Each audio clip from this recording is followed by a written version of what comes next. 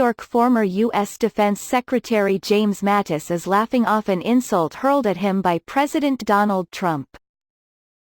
Speaking at a New York charity event Thursday, the day after Trump demeaned him as the world's most overrated general, Mattis joked that he took it as a compliment. "I'm not just an overrated general.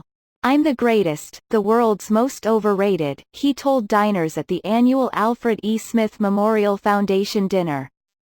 "I'm honored to be considered that by Donald Trump because he also called Meryl Streep an overrated actress," he said. "So I guess I'm the Meryl Streep of generals, and frankly that sounds pretty good to me." Trump lashed out at his former defense secretary Wednesday, during a contentious White House meeting with members of Congress. The meeting was intended to be a bipartisan discussion of Trump's decision to pull U.S. forces from northern Syria, but it broke up after a testy exchange between Trump and House Speaker Nancy Pelosi. Before the walkout, Trump disparaged Mattis, who had argued as defense secretary that U.S. troops were needed in Syria to prevent a resurgence of Islamic State fighters.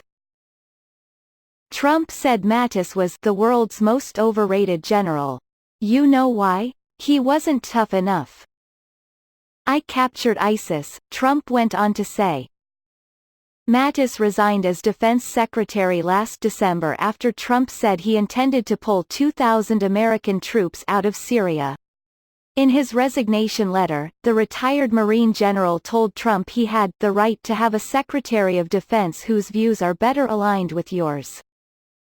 Since then, he has largely refrained from publicly criticizing the administration, saying he owed the commander-in-chief a duty of silence.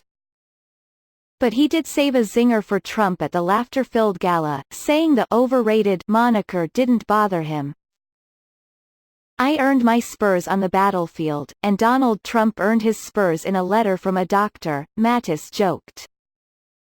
On a serious note, Mattis alluded to Trump's decision to have U.S. troops stand down in Syria, clearing the way for Turkey to launch an offensive against Kurdish forces who had been U.S. allies in the fight against the Islamic State group.